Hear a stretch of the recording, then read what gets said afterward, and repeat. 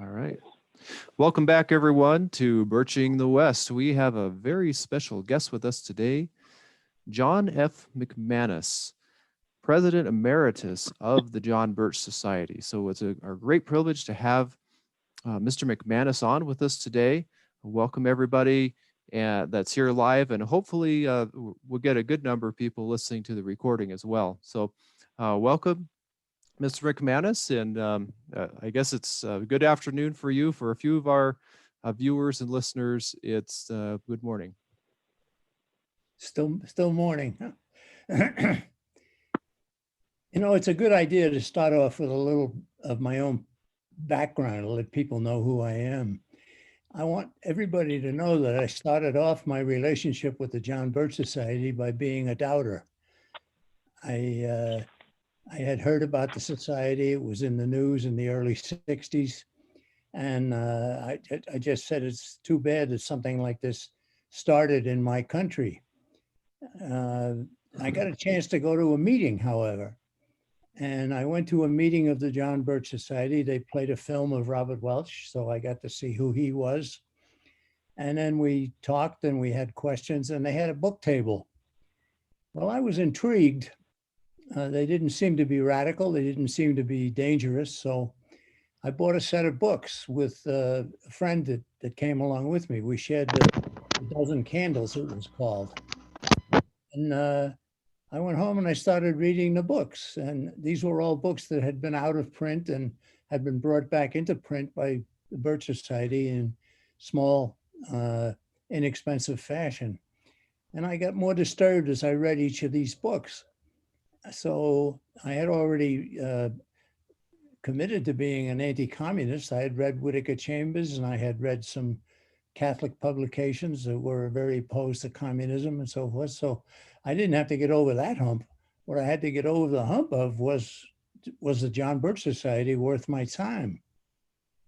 Well, I eventually went to another meeting, and then I got involved in the Goldwater campaign in 1964. And I kept meeting members of the Birch Society who were good people, and they were interested in saving our country from socialism and communism and so on. So I got more and more persuaded that this was the way to go. And I finally decided that I would join the Birch Society right after the election of 1964, win, lose, or draw. And of course, it was a loss for Barry Goldwater, who every member of the Birch Society that I knew at that point was very strongly in favor of Barry Goldwater. So I joined the Birch Society, and within 6 months, I had a chapter in my community, and we started doing this and that. We started a Speakers Bureau program, and we were functioning as we would want any Birch Society chapter to function. And in 1966, 2 years after I had joined the society, I was asked to take a position at the headquarters, which was then in Belmont, Massachusetts, which is close where I live. And so I was no longer just an electronics engineer anymore. I was going to be a professional John Bircher. And I've never looked back. The Birch Society gave me a job, and we did it. And then we gave it another job, and we did it. And up we go. And then I got named to be the public relations director in 1973, and finally president in 1991. And then in the year 2015, I hit the magic number of 80 years old, which is when you retire from the society as a staff member, but not from the society itself. So I'm now President Emeritus, and I'm doing Zoom meetings all across the country with people like Eldon Stahl running the meeting and meeting a lot of the members, some of whom I've met in the past, obviously, but they might remember me. I don't remember everybody I've ever met. That would be impossible. So that's now my point that I want to make is that I was a detractor of the society. I was an opponent based on what I had been given in the media. And of course, that's what's happening to many, many people, of course. And as we go about trying to build more society chapters and members, we should be asking people, what do you really know about the John Birch Society? Would you like to know more? And so we have some excellent tools that people can use to defuse the sentiment that has been planted by grasping politicians and socialists and communists amongst us, and by the mass media, certainly. And usually if you ask somebody, what do you really know? Have you ever read any John Birch Society material? Have you ever met a member of the Birch Society? And the usual answer would be no, I haven't. Okay, well, let's begin from day one and start talking about what we're for and not necessarily what we're against. And what we're for is freedom. We're for a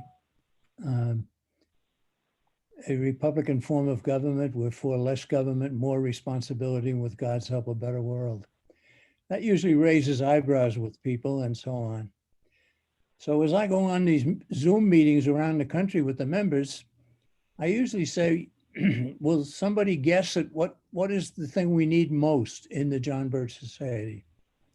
And people will offer good answers, but they don't answer the way I would like them to answer. And the way I would like them to answer is what we need in the Birch Society is visibility. We need to be out in the public. We need to let the public know that we're there and that we care and that we have information for them to share and so forth.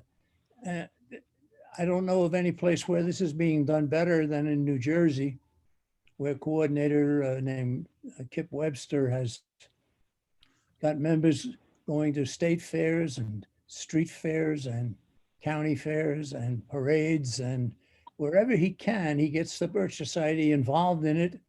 And it leads to people coming up and saying, well, I need to take a look. What do you got for information? And so on and so on. So he usually leads the nation in the number of people every year, every month that are new members of the society. I recommend that tactic for everybody in the Birch Society. What we need is visibility, and let the people. I'm very, very offended when I would ask somebody, what do you know about the John Birch Society? And I said, well, what's that? I don't know. What are you talking about? You never heard of the John Birch Society? No. Okay, well, let me tell you. That shouldn't be. And it won't be if we get more visibility. We just had recently had an attack in the Wall Street Journal. The Wall Street Journal columnist Peggy Noonan, who was supposed to be a real solid conservative and nevertheless is a member of the Council on Foreign Relations.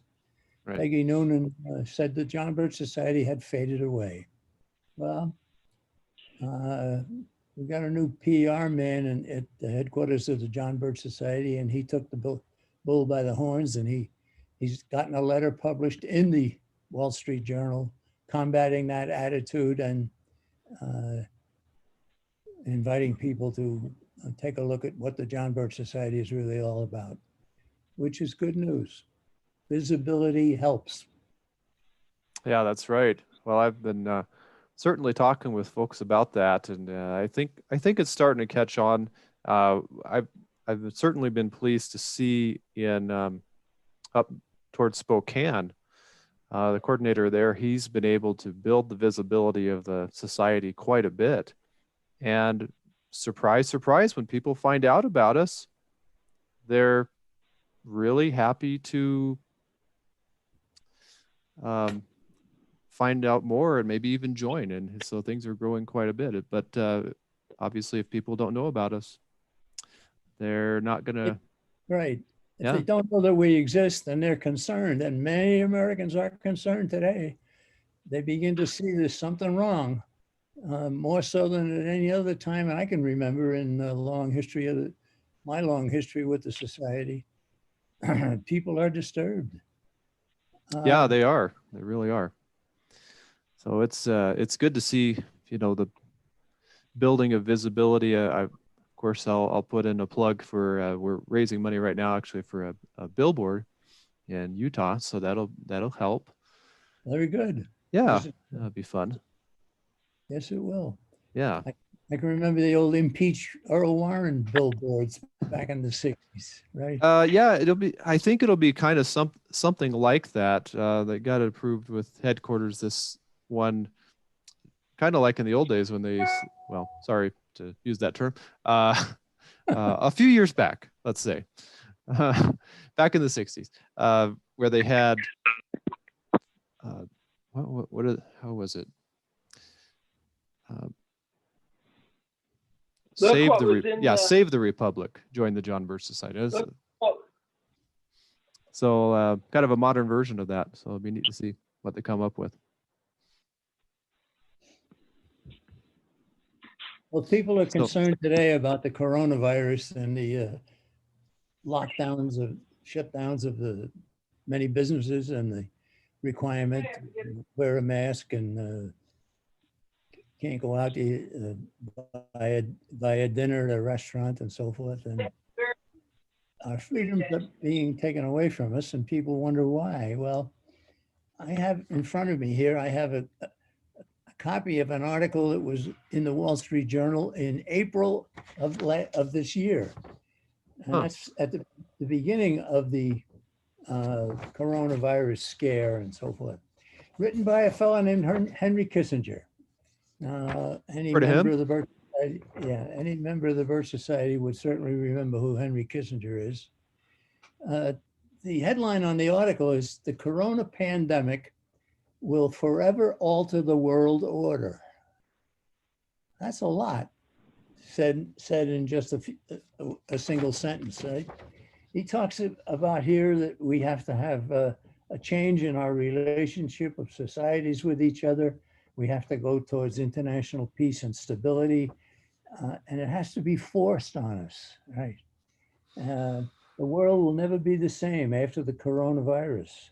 So he knew something that most of us didn't know back in April of this year, but we sure know now that the coronavirus epidemic, so-called, is being used to push our country into totalitarianism. And it used to be that the CFR, the Council on Foreign Relations, was the big bugaboo, and the Trilateral Commission was another bugaboo, and it still is, each of them. But now we talk about the Great Reset. The Great Reset is something that the World Economic Forum has come up with. A man named Klaus Schwab from Switzerland is the head of the World Economic Forum, and he's gathering prominent people throughout the world to have the United States give up its sovereignty, have freedom for the American people done away with, and everybody be controlled in a totalitarian fashion, although he doesn't use that term, so that a very few people will run mankind. And that's exactly what they're planning. This is the same New World Order program that Henry Kissinger has been touting for many years, and others. It's now the Great Reset. They want to reset everything. They want to change free enterprise into controlled socialism. They want to change personal freedom into control by a powerful few. And they mean business. So the World Economic Forum is now promoting the Great Reset. Fundamentally alter the way we live and relate to each other. Well, I don't think we ought to change the way we relate to each other. I don't think we ought to change the way we live. I don't think we ought to give up free enterprise and so on. I think we ought to go back to it. And I think we ought to promote it even more than we have been doing. And that's certainly what our founding fathers intended.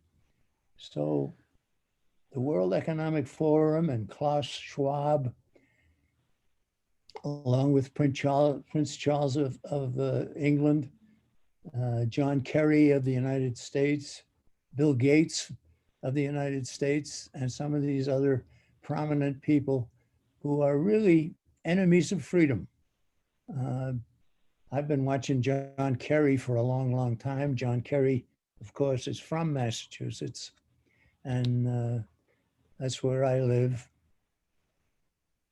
Somebody, So, I'm sorry. Would you say this is basically socialism repackaged, kind of like they did with trying to push the global warming stuff, or is it something a little bit different? What would you say? well, it's that, but it's more. It's more. Uh, they're now in discussions with a young lady from Uruguay in South America. She's a bright young lady, and she developed a technique for implanting a chip into uh, the cattle, and that the chip would now send off a signal, and you'd be able to find the cattle. You knew where they were, and you knew how many were straying or whatever, and so forth. And it's a useful technique. But her technology is now being considered by the Great Reset people to implant one of those chips in every person. So every person would know, uh, they would know where every person is, and eventually they know what every person is doing and so forth. So um, I don't know that this young lady in Uruguay intended that her technology would be used on human beings, but she is being looked at as an inventor, and her tactic can be used not just for sheep and cows, but for people. And we don't want that to happen. Yeah, well, sounds like they want to treat us like cattle if they want to get rid of what They private do. property and all that, right? Well, you've hit the nail right on the head. They want to treat us like domestic animals, and they Yeah. mean business.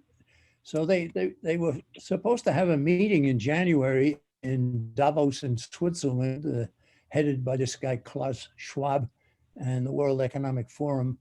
I've seen information saying that they postponed the meeting till later in the year. I don't know whether that's accurate. It may be and it may not be, but we'll be watching for it. That's for sure.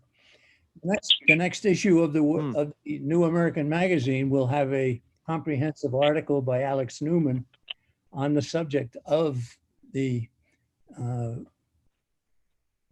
the design to have everybody involved in being subject to the Great Reset.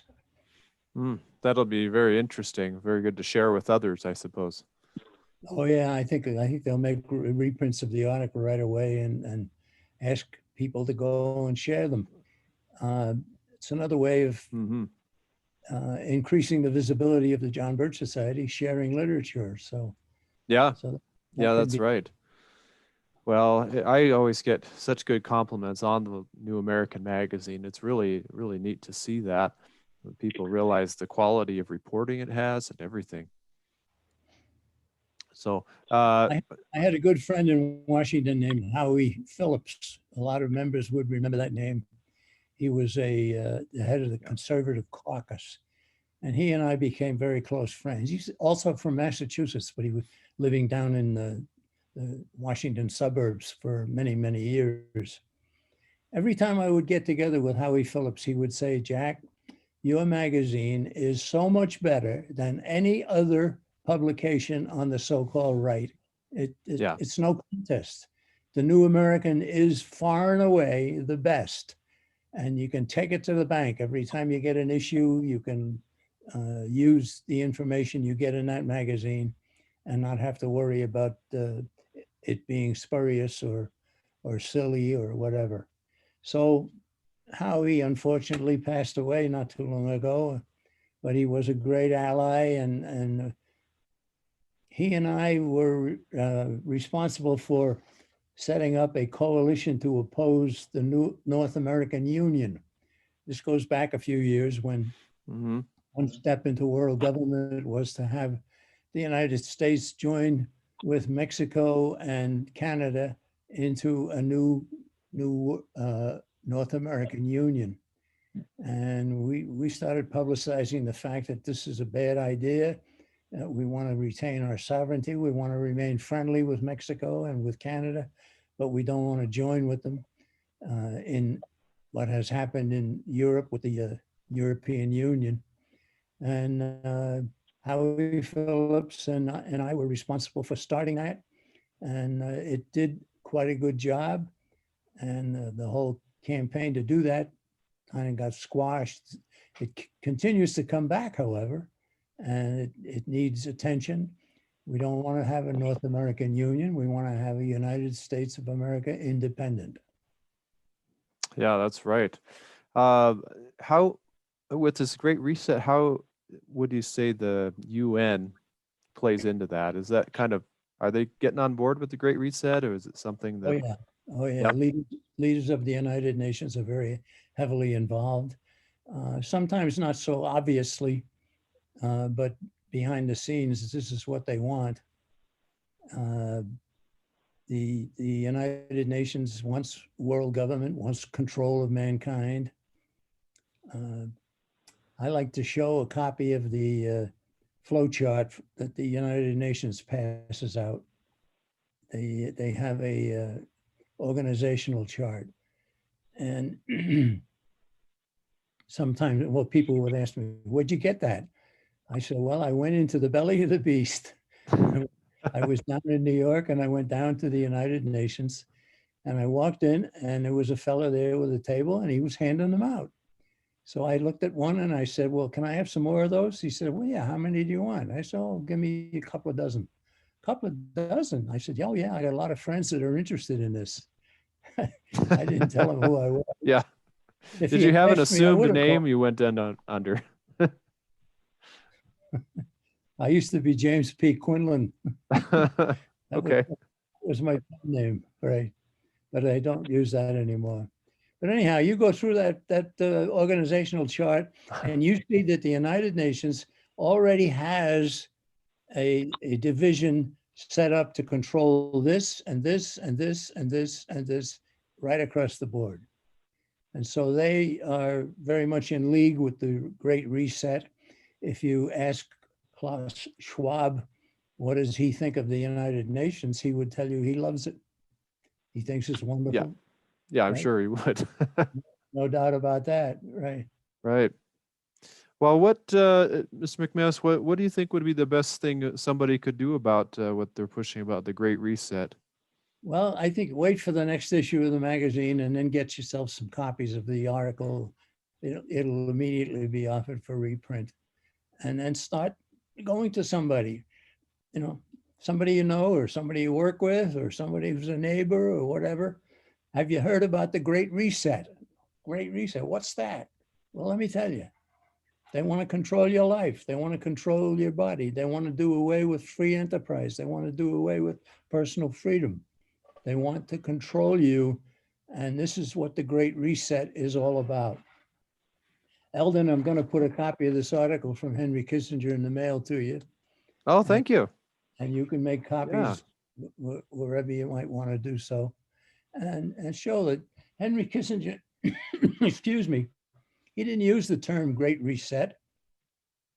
I don't know that it had even been coined at that point, but he knew much more about what the coronavirus thing was all about than most people did. And it's certainly evidence of that. Let me make a point about the COVID-19. Right, they talk about now 250,000 people have died in the United States from the COVID-19. That's a lie. It's not true. People have contracted the COVID-19, but they died from problems that they already had within their own body. They had heart trouble, they had obesity, they had diabetes, they had this, they had, so a weakened body accepted the coronavirus, and the doctors have been told across the country, they've been told, don't put down cause of death anything other than COVID-19. So I've seen statistics that say of the 250,000 people who have died from COVID-19, according to the experts, only 10% of them really died from COVID-19, and the rest died from pre-existing morbidities. So that has to be known, and we're glad to know that a lot of people are supporting that notion. Yeah, I think it's a very valid point. I remember when the CDC, I believe it was, came out and said, well, yeah, technically only about 6% of these cases of people that we say died from coronavirus actually died from coronavirus. The rest had comorbidities, uh, other The conditions. difference between dying from COVID-19 or dying with COVID-19. Yeah, that's right. That's the That's big, right. right. So I broke it down and I thought, okay, well, so it ended up being only like 10,000 people that died, which is, yeah, it's bad, but on the grand scheme of things in the United States, that compares to, it's a little more dangerous of dying from COVID than it is from a poisonous snake bite. So Well, there are, in grand scheme of things, recent not so years, much. we've had a flu epidemic. And the numbers of people who died in the flu epidemic approach the people who have died from COVID-19 this year. And it's no more and no less. There was no desire to have everybody wear face masks and social distancing and wash your hands every time you turn around, all this kind of stuff, and lock down businesses and impede on people's freedom. No, there wasn't any of that 2 years ago, 5 years ago, 10 years ago. But people were dying from the flu every year because it comes every year. We get a flu epidemic. And we got one this year, but they're converting this one.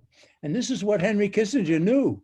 He knew that the coronavirus would be blown up into something different and something much more worrisome that would invite the kind of treatment that the American people are enduring. How many hundreds of thousands of small businesses will never recover from what has already happened? And that can only be blown up. I got the impression that when anybody dies these days, the promoters of the Great Reset probably cheer. They go, yay, another one, good. Make the numbers greater, make it, let's see if we can't get more people to go and die. They have actually talked, some of these people, about taking a world with close to 7 billion people, which is what we are right now, and getting down to 1 billion people. 1 billion instead of 7. There's an awful lot of people going to have to be exterminated to get down to that level. And I think these people have that in mind. That sounds worse than that Avengers movie that just came out a while back. He only killed 1 out of 2. Oh, This my would be God. 6 out of 7. It's a pipsqueak. Yeah. I won't see that movie. I just don't go to movies. Well, some people thought it was really sad Spider-Man died and all that, but you know. Well, if I But yeah, know, it is pretty serious, isn't it? I mean, you think about that. Guys, it's really sobering. very sobering, yes. Yeah. Well, we know that these people do mean business. I guess I should I could give the answer, but if somebody wants to subscribe to the New American or they want to get some of these reprints once they come out, how would they go about doing that? Well, I think the quickest way and the best way maybe would be to just pick up your telephone. Call 1-800-JBS USA 1 and tell them you'd like some information, you'd like a sample issue of the New American Magazine, you'd like to subscribe, you'd like to join, are there any members of the Birch Society in my area that I can contact, and so forth. All those kinds of questions would be answered promptly and well, and are being You answered. can really put the reset. I hear somebody. Okay, we got somebody in the background here. Okay. Well, I think we'll have time for question and answer in a little bit. Is that okay, or you still That's okay with certainly that? okay- Certainly okay Yeah. with me. Okay. Um, let's see. Anything else that we should go over on the reset, or are there other things that? Well, let me mention something else Okay. here I'd like to talk about, and that is Sure. the Council on Foreign Relations. This was the thing that we were pointing at for many, many years. In 1974, the Council on Foreign Relations magazine published an article called The Hard Road to World Order. And they weren't talking about the Great Reset then, they were talking about a new world order. The article was by a man named Richard Gardner. And what he said in the article was had to perform an end run around national sovereignty, eroding it piece by piece. Well, this certainly got the attention of a lot of members of the Birch Society. And it was helpful for us to know that this fellow, Richard Gardner, had been so frank about it. So we started, and then Carol Quigley's book came out, Tragedy and Hope. Carol Quigley, the professor from Georgetown University in Washington. And he wrote a book about the fact that there were a group of people wanting to start a new world order, and that he thought the idea was wonderful. He loved it. Interesting thing happened to him. His book was published. I'm sure some members who are in on this Zoom call would probably know of the book, maybe even have a copy of the book. Well, there were 10,000 copies printed. And as soon as the Birch Society learned about it, people from the Birch Society started buying the book. And the 10,000 was pretty soon out of existence. Could no longer buy a copy. So Quigley went to the publisher. He was in favor of all of this malarkey, by the way. And he asked the publisher, well, you're going to reprint, aren't you? Oh, yeah, we'll reprint. They never did. And he got very upset at them. Well, then a pirated copy showed up out of Taiwan. Taiwan didn't belong to the rules about republishing somebody else's materials. And so that began to be sold, and Quigley wasn't getting any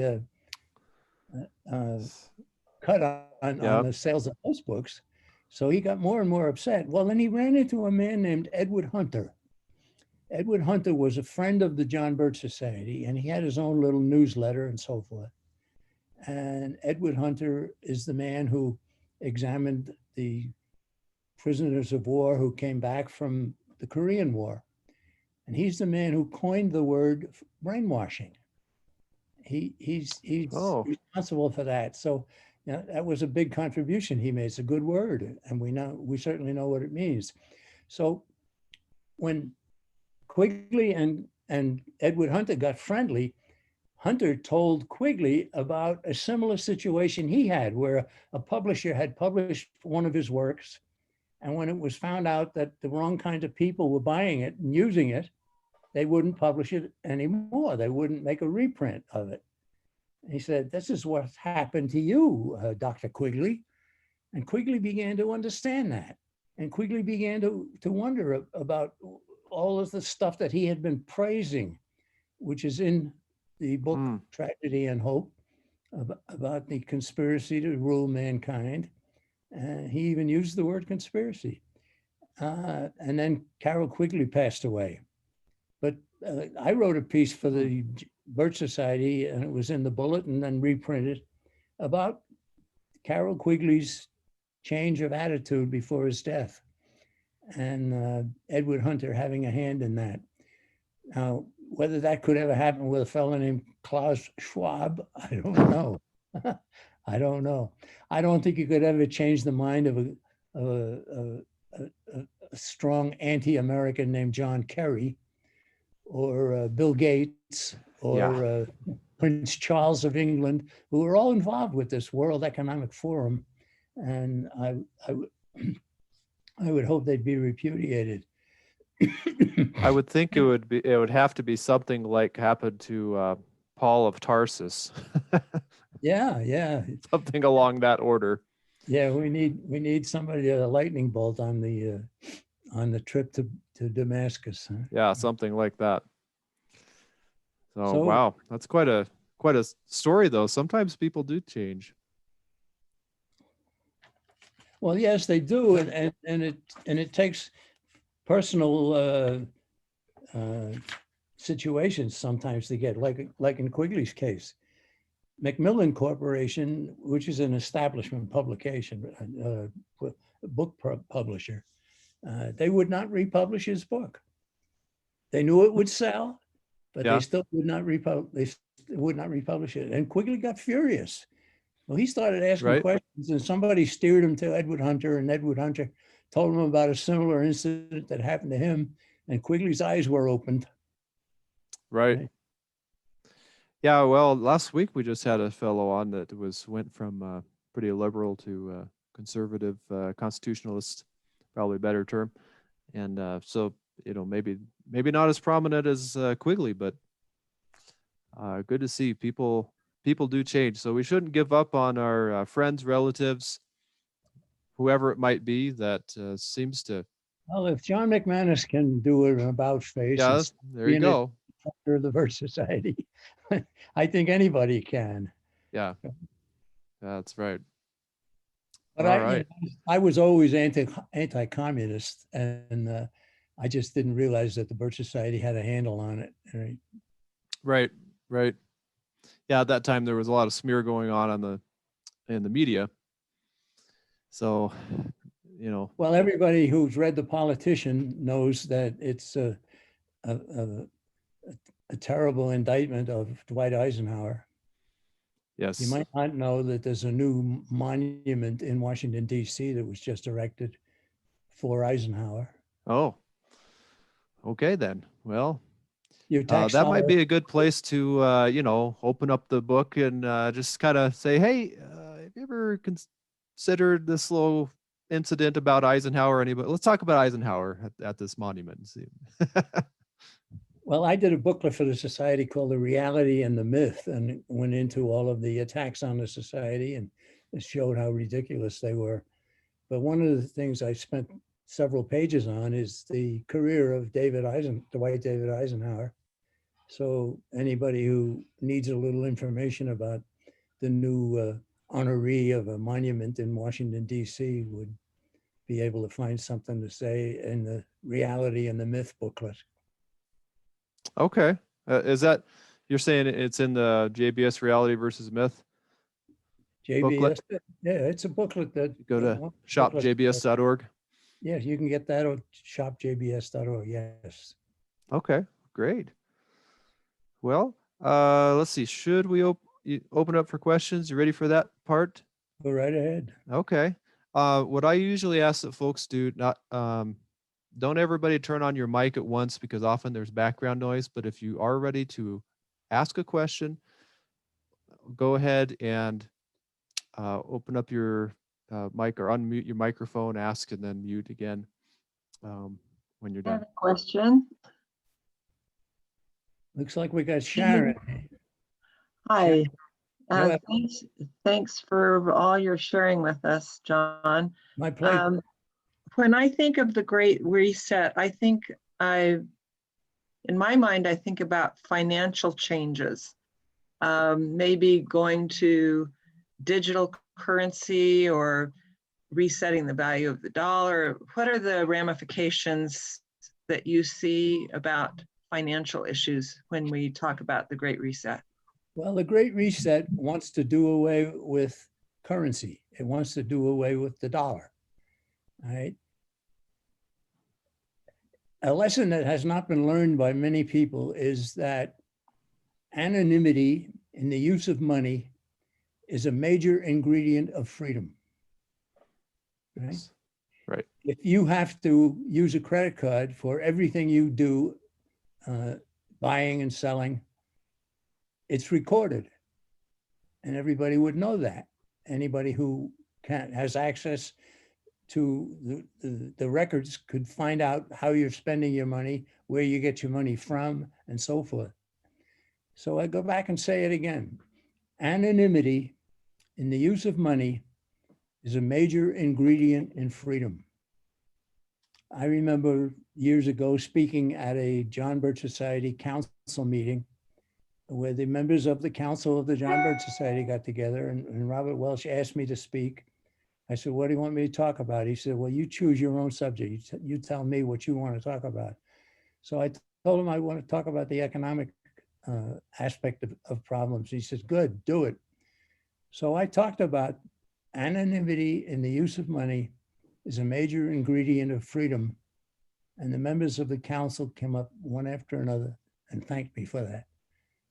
Thanked me for reminding them of something they should have known at the drop of a hat, right? So I appreciate the question from Sharon. That's one of the things that is certainly intended to be done away with. And that is the use of currency, where you can remain anonymous while you're doing business. Okay, we got Douglas here now. I have a question on the election. Of course, it's kind of a constitutional crisis right now. I've heard that Trump issued an executive order in 2018 on foreign election interference. I'm hearing stuff on the internet. Do you know anything about that, and whether or not he can trigger some sort of insurrection act or something, do something about these Dominion voting machines that were obviously hacked? Well, the answer to your question is I've seen all the information you've seen and probably even more on this subject. And my hopes were up for a time that the election could be shown to have been rigged. But I don't think that can be done anymore. I don't think that the Trump administration has gone about exposing what they know credibly. It's been a kind of a haphazard thing. I'm afraid Donald Trump doesn't take advice from people. He's got it all. He knows it all. I have a good friend, by the way, I'll mention this. A good friend of mine who was his pilot for 10 years and flew him wherever he wanted to go and got very friendly with Donald Trump. This is before he was president, certainly. And I asked him, I said, well, what kind of a guy is he to work for? He says, terrific. He says, I really enjoyed the 10 years I was with him. I said, well, how come you're not still with him? He said, well, I got to a point where I told him he needed a new plane. So he went and got a new pilot. and you know, he does things like that. But anyhow, as he was approaching the nomination for the Republican Party in 2016, 4 years ago, I asked my friend, I said, can we get a message through to Donald? He says, yeah, I think so. I said, how do we do it? He said, well, I'm very friendly with the gatekeeper at the Trump Tower in New York City. It's a woman. Nobody gets to see Donald Trump without going through her. And she has contact with Donald Trump every single day. This, of course, before he was president. So I said, if we sent her a letter and asked her to give it to Donald Trump, would she do it? He said, yeah, I think so. If I could ask her to do that, she'd trust me. I said, okay, well, here's the message we want to send to Donald Trump. America became great, not because of what government did, but because of what government was prevented from doing by the Constitution. Well, we typed that up on a single sheet of paper, and we didn't sign it. We didn't have any heading on the paper. We just said, please give this to Donald, because he was already saying, make America great again with his red hat and everything. But if he had adopted that, and if he had constantly repeated that, even after becoming president, he would have done America a great favor. I'm not, excuse me. Mm-hmm. I'm not condemning Donald Trump. He's an outsider. He's not an insider, but he's a guy who unfortunately thinks he knows all the answers and consequently operates. Some of the appointments that he's made have been terrible. Some of them he got rid of. And I think he should have gotten rid of even more of some of his appointments. But I sure wish he had won the election this year.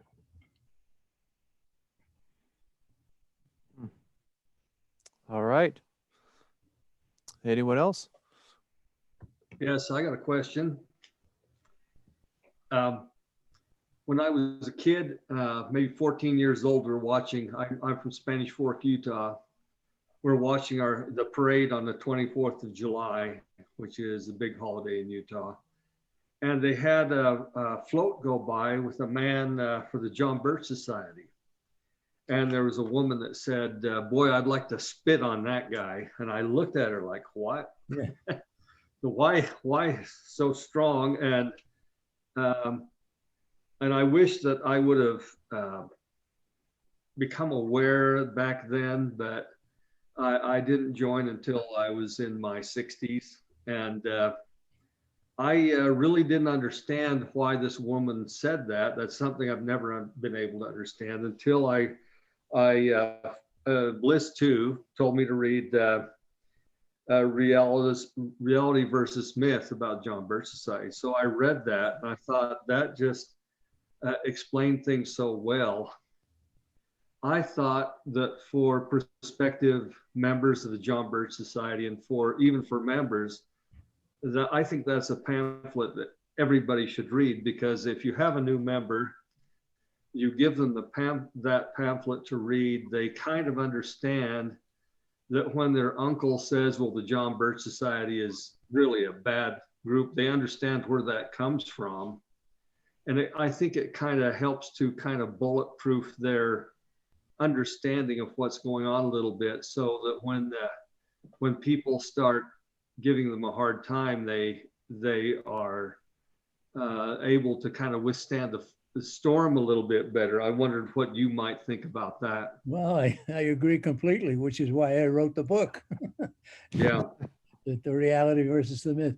We'll go back to what you started with about this lady wanted to spit on the guy running with the Birch Society float, and she should be considered a good prospect as somebody who's willing to speak out, somebody willing to defend an opinion. She's dead wrong, right? And if you can show her that she's dead wrong, she's okay. What else am I wrong about? Yeah. Anyway, since that time, I learned about that kind of started with The Politician. I read The Politician, just finished that. And in some parts it was, I just had to put it down because it just made me sick. And my wife told me that too. I just had to put it down and leave it for a while and then come back again. Yeah. My wife said to me, please stop reading that book. I said, why? Yeah, I don't like what it does to you. I said, well, you got to read it yourself. Oh, no, I don't think I want to read it now. Right. Yeah. Well, I have to have, my wife, she has watched a number of John Birch Society videos together with me. And I think she's been convinced of a number of things. And so I share things with her. And so she's told me that I'm getting too passionate about things. But I tell her, well, I think she's a half John Bircher so far. So I'm thankful that she's willing to listen at least. So when she joins, you got to get back dues. Get what? Get back dues. Oh yeah. Well, thanks for your comment on that. Thank The you. booklet, The Reality versus the Myth about the John Birch Society is available. Call up 1-800-JBS USA 1 and you can get copies of it. It doesn't cost, I think it's $2 or $3 for a booklet, and well worth your time. You'll find out how the John Birch Society was painted something other than what it really is. And I plan to buy 100 of them. whoa, good for you. I was wondering if I could make a comment here, a message of hope. I'm Kathy Astle, and can you hear me? Yes, go right ahead. Yes, I feel like we have a little bit of hope here in this election because of the Ezra prophecy, the Eagle Nation prophecy that's in the Apocrypha that didn't quite get in the Bible. I don't know how much you know about that, but on the left side of the Eagle Nation was all of the wings that were liberal, and two of them were short wings that had short terms, and that was Kennedy and Nixon. And then now we're on the right side of the Eagle Nation, the Eagle wings, and they're all short and they're conservative, and Trump is the first. And so the next president has to be conservative, according to the prophecy. The next president has to be conservative, but the first one will supposed to have a short term. So I think that he's supposed to win and be taken out before January 20, and then that Pence will be the president, because the next president has to be conservative, and he'll go out faster than the first. It says the second one. You might be correct. I hope you. Yeah, it's James Prout on YouTube talks about the Eagle Nation prophecy, and so I'm hanging in there, and I do get information every day from TV and on the internet, and they really do have some inroads right now that are just amazing. Well, and I know it always looks down. But these inroads, they have come. In fact, that's why Trump put in Chris Miller, who I checked out, and I warned him because there were some Chris Millers that were members of the John Birch Society. But the thing about it is he knows about this 305 battalion or something that went in and found all the corruption with the servers, like over in Germany and that. And so this Chris Miller knows all about, and he seems to be a supporter of Trump. So Sidney Powell has all that information too, but there is hope now. So I just want you to know that there still is hope, even though it looks very bleak. Of course, we always have hope. Yes. Thank you for your thank you. Thank you for your comment. Okay. Thank you, Okay, Kevin. Eldon, we got anybody else? Yeah, I don't know. Is there somebody else that wants to? I have one question. This is Reed Miller. We have the Democrats that are out of the way. I mean, let me tell you, they've gotten so far left, it's crazy. We have the Republicans that you really can't trust that much. And so, politically speaking, where do we go from here? The Sidney Powell or the people who know her are putting up, we need a new party. Well, there's parties out there that are conservative, such as the Constitution Party and others, but the third parties just can't get any handle on things, can't get in any inroads, especially here in Utah, where they're really quote unquote conservative, but they're being pulled by the Republican Party, who are more Republican in name only. Things. Well, how do you work it with regard to making any inroads? Politically speaking, we have the information in the John Birch Society, but we got to have some type of political way to get in. Well, let me suggest that you stop calling yourself a conservative and start calling yourself a constitutionalist. Yeah. Conservative has lost its meaning, and other words have lost their meaning, but the Constitution stands. So if you tell people you're not a Republican, you're not a Democrat, you're a constitutionalist, then you have to know what the Constitution says. And you want to dig that out and study that. If the Constitution were fully enforced as it exists, as it is still there, as it was written, the federal government would be 20% its size and 20% its cost.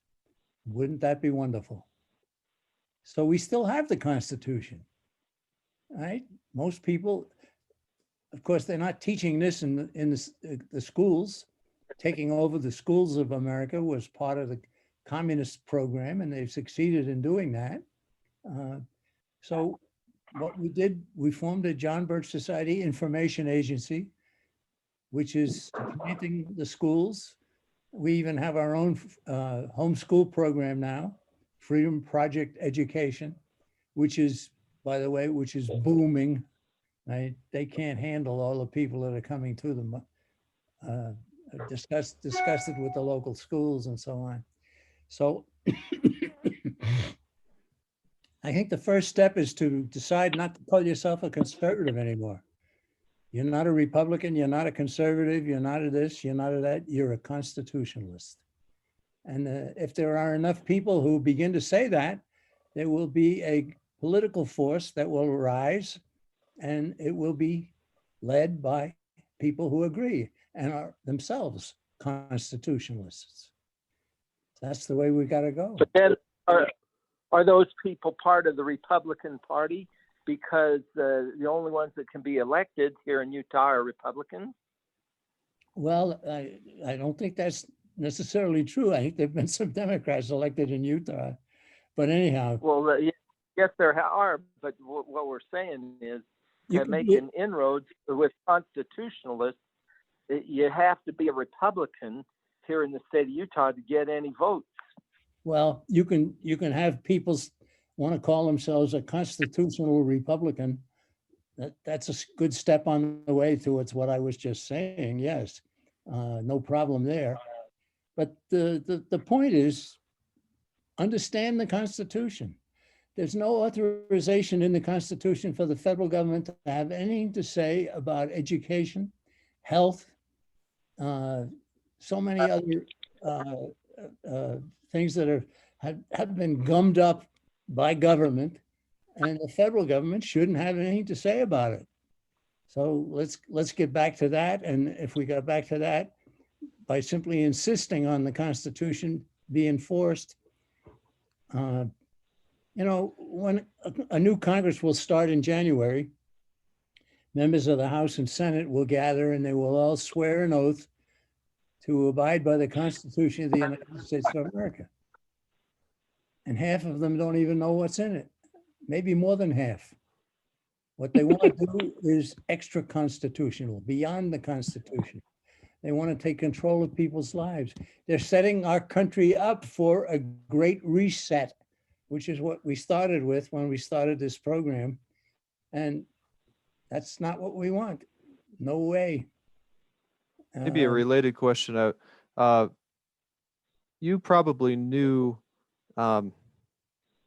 Congressman McDonald. I did. Okay. And he was a Democrat and he got elected to Congress, but he was a constitutionalist. How did that happen? It happened because there was a predominance of John Birch Society thinking in that congressional district. And that was accomplished by strong chapters, strong visibility, strong distribution of literature, people willing to go out and defend the society and say, hey, you got that wrong. Here's the truth. Take a look at this pamphlet. Larry McDonald was known as a member of the John Birch Society. He was a Democrat from Georgia and he got elected to Congress. And the last time he got elected, the Atlanta newspaper, the Atlanta Constitution, that hated him, I mean that, they hated him. Yeah. They said he's looking now to become a senator and it doesn't seem to be any way to stop him. Well, they found a way to stop him.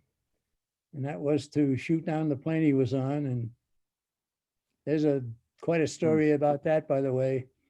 The plane did not crash into the sea. It landed on Sakhalin Island. And those people were taken by the communists and one by one destroyed. Terrible to have to even think about that. Is that liable to happen to somebody who's the president of the John Birch Society? Well, it certainly occurred to my wife that it might happen. And I said, well, we're going to do it anyway. We're going to be the president of the John Birch Society. Yeah. I said, and President Emeritus, right? Is that guy, that McManus guy, is he still on Zoom meetings? Is he still active? Right? They're not going to get me in an airplane anymore. I don't travel anymore. My legs have kind of given up on me, but I can still do Zoom meetings, and I'm glad to do it. So there's a lot of other things we can talk about, and I would like to talk about, but I hope that the meeting that we've had here was beneficial. I go back to where I started. The Birch Society needs visibility. So, Is there a place we can read about the McDonald story? oh yeah, the New American Magazine published several articles about it. You talk to Eldon and Yeah, talk to me. I and- can get you. I'll get your address. I'll connected. copy some articles that were there. A couple of articles made by two guys from Utah about the KAL 007, Bob Lee and Joe Ferguson. Joe Ferguson is a commercial air pilot. Bob Lee was a journalist. And the articles that they did are unquestionably. The plane that was carrying McDonald and 280 some odd others was hit by a missile. It hit one of the outer engines on a 4-engine plane. And it was in the air for a good 12 minutes. The pilot was seeking a place to land because he knew the plane had been damaged. It landed on Sakhalin Island. I have a newspaper clipping. The word originally that came out was the plane had been attacked and it landed. I have a newspaper clipping, headline, plane attacked, lands on Sakhalin Island. But the next morning, the story got changed completely. It was now crashed into the sea and we're looking for it. They never found it because it was never in the sea. So that's another story. Wow. Well, yeah, that's quite an amazing story I've found, trying to find out what happened there. But, well, Mr. McManus, thank you so much for taking the time to be on with us today. We're just hit a little over an hour. I don't want to, keep folks too long. If somebody does have a burning question, maybe they want to ask it, but I just want to thank everyone for being on. And it's just such a pleasure to. Well, let me give a commercial here too. All right. Yes, let's do that. We're all about commercials. We're free enterprise. A few years ago, when I was still president, we had a meeting of the staff and Art Thompson was the CEO. And right in the middle of the meeting, without any advance notification, he pointed to me and he said, Jack, he said, we need a history of the John Birch Society and we want you to write it. And I went, look. So I spent a lot of time over the next couple of years and came out with a book called The John Birch Society. It's history recounted by someone who was there. And if you can see the picture, it's a picture of me with Robert Welch. And I'm laughing because I had just come back from speaking at a college in Boston. And I told him I wanted combat pay. Right. I never got the combat pay, but I did get to write the history book. Now, this book will help anybody to understand how the John Birch Society got formed, who were the people who started it, what were its travails, what was its successes, and so forth. And it's available if you send a $20 bill to John McManus, P.O. Box 3076 in Wakefield, Massachusetts, 01880. I'll send the book right off to you. 01880. Is that right?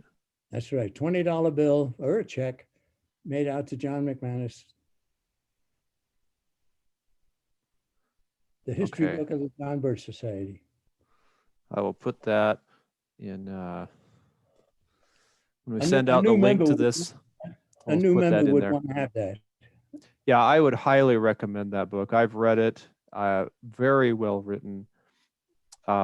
There's so many things that I didn't realize about the John Birch Society that's in there, and successes you can point out to people that maybe people they don't know or they've forgotten. And nowadays, most of our members, unfortunately, don't remember the early days of the society. That's right. Well, the early days of the society, there are very few people left from those days. They've Time all- marches on. That's kind of how it goes. But That's right. it's amazing. And so if somebody ever asks you, Well, what has the John Birch Society ever done in 62 years? Okay, well, we've got a whole book about that. How long do you have? Well, one of the current things that we've done is we've kept there from being a constitutional convention. Right. We've protected the Constitution from being changed, which is what some people want to do. And we don't want to do that. Constitution is fine. There's nothing wrong with it. We want to protect it. And so it's been a battle over many years to keep that from happening, have a constitutional convention. Founders Yeah. never wanted that. After they put that in the Constitution, they probably said, well, we shouldn't have done that because we don't want people thinking that they should change the Constitution. Okay, well, Eldon, it's been my pleasure. I look forward to hearing from As well. anybody. And you can tell them if they want to get a copy of that book, just to let me know. There's only a few left, so you got to hurry if you want one Better get them while they're available. while they're available. All right. I wish everybody in on this program. I wish everybody a Merry Christmas and a Happy New Year. Let's make 2021 a very bountiful year for the John Birch Society. It has to be. We've got to grow. We're not strong enough yet to be able to stop it. We certainly got to stop the Great Reset, and how to do that will be in the next bulletin of the Birch Society. So thank you. Merry Christmas God to you bless. too, Merry Mr. Christmas, McManus Jack. and everybody. Right. Thank you. Thank you. All right. Well, we'll Thank see you. you next year on Birching the West. Huh?